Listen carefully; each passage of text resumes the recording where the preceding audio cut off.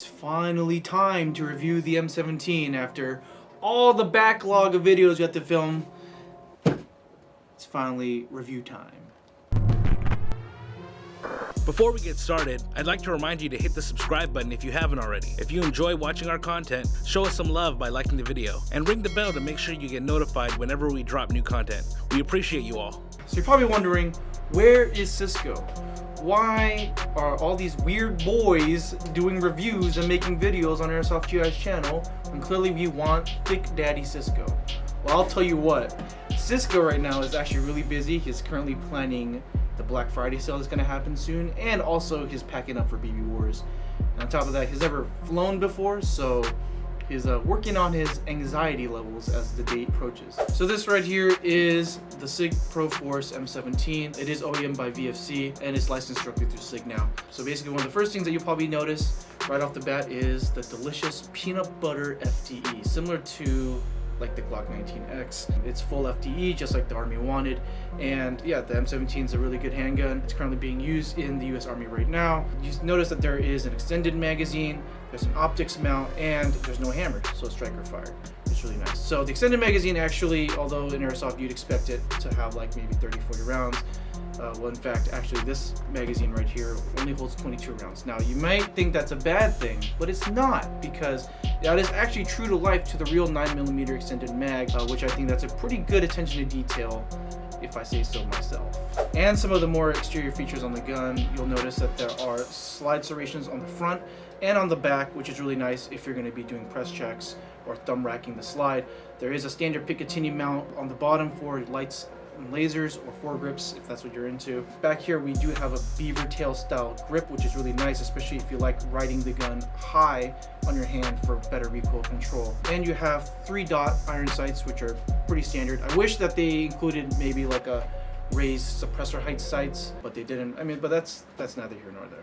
Internally, it is OEM by VFC, which I think is really cool. However, they did add some adjustments and upgrades to the traditional VFC gas system. It is easier to use, and one of the main features which I really love about the M17 is the fact that it has an externally adjusting hop-up, meaning that you can actually just turn this. They give you a tool for this out of the box. However, you could even just take your hand and just adjust it. It's a pretty tight turn, so you'll know it's going to stay there, but you can adjust it without having to break the gun, which I think is a really big plus. It is pretty gas efficient, so the M17 does come offered in both CO2 and green gas, and both of them actually are pretty gas efficient. With the green gas, you should be able to get, with a good fill on a warm day, you should get around 2 mags per fill. And with the CO2, you can get up to 4 mags per fill, which I think is really, really cool. When you wrap your hand around the gun, it actually feels really nice.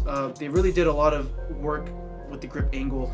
It is actually more of a vertical grip angle, which I think is really good for modern shooting techniques. If you look at like 1911s, even some Glocks, sometimes if you want to get the correct shooting position with your hand, you have to cant your hand down this way. Whereas once you grip the SIG, you realize the strain on your wrist is completely gone. You can actually adopt a modern shooting style without having to adjust or modify your wrist position that much, which is great. They do also have all the controls are within thumb's reach. I have really short thumbs, but with your thumb, you can easily actuate the ambidextrous manual safety, the ambidextrous slide release, and the magazine release over here, which is actually this really cool triangle shape, which you can easily access with your thumb. Down the grip over here, you see the SIG trades over here, which are pretty cool, but they have this stipple-like texture, which I really like it when manufacturers do that out of the box. It just saves me the time of stippling the gun myself. It is pretty aggressive without having to really chew up your hand as much when you're gripping, which is nice. It's like a nice happy medium. And they even include that on the little extended magazine bumper, I guess you say? Yeah, it's a bumper. Yeah, it's a bumper. On the top of the slide, you realize that there is this big black plate over here. SIG in their manual says it is an optional weapons mount. I did take the gun apart myself and I undid the plate, and I was really excited because I thought I could mount like an RMR on the top of this gun out of the box, but you can't. My guess is probably they're going to release a plate that will accept only the SIG Romeo sight, which is also like in the real M17. That's just my guess. Alright, let's talk about the trigger. So, I was pleasantly surprised with the trigger. It's not like a double action trigger, so you do have a nice crisp break like most striker fire guns do. Although I'd say that it is less mushier than a Glock trigger, which is great. But yeah, let's talk about the break for a second. So the trigger naturally it sits very far forward, which I don't really know how I feel about that yet, but it has a very clean brake. Yeah, it's like maybe like a 3.5 pound, maybe 4 pound brake, which is really nice. When you reset it, resets about 80% of the way out, but you'll feel it, and then you'll hit the wall and it'll break. The reset point and the brake point are very close together, so you can actually get some really good controlled high rate of fire, and you can really just squeeze away at this thing. Yeah, the trigger feels great though. Alright, so you're probably wondering also, how durable is the SIG M17?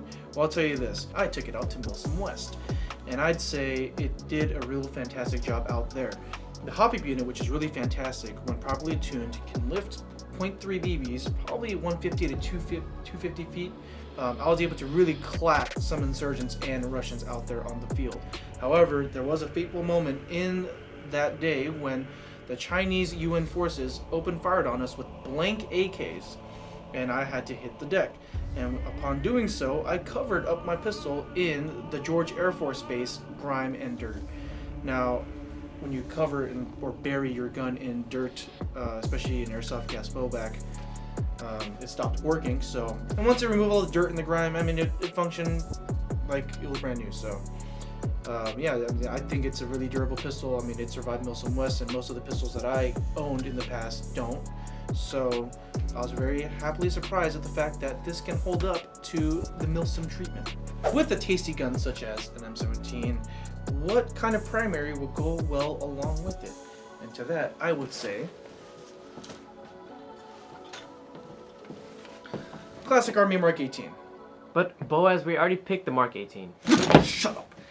It's clean, it's ubiquitous, and it's inoffensive, and I don't even know what ubiquitous means, man. It's similar to omnipresence. What the hell did you just say? Omni what? Cisco, this is what happens when we hire non-college educated people. I'm not college educated. Oh, well, forget I said it. God, we're gonna cut. The real reason why I picked the Mark 18 and paired it with the M17 is because both of these guns actually, in one way or another, make an appearance on the new Call of Duty Modern Warfare. And so in the game, you have the shortened version of this gun, which is the M19, and you have the Block 2 M4, which is your default M4 in the game. And they both are really good guns in the game, in my humble opinion. And I think that it's good that Call of Duty is now culturally relevant again, finally. The SIG Pro Force M17 is currently on Airsoft GI for $150. Now, if you're trying to pick up extra mags for it, both the CO2 and green gas mags are sold for $35 a piece at airsoftgi.com. Thank you guys so much for sticking through the review of the SIG M17. It is probably, in my opinion, favorite handgun of the year. And if you guys ever do get the chance to check it out, I'm sure it will be yours too. If you haven't already, make sure to like, comment, share, and subscribe. And also make sure to hit the bell button to be notified of whenever we drop a new video. We do upload weekly, bi-weekly in fact. So make sure to stick around whenever a new video drops. My name is Boaz, I'm with Airsoft GI, and I'll see you on the next one. What's this? What's this for? Oh! That's what you get for taking my seat. And it's not bi-weekly, it's twice a week.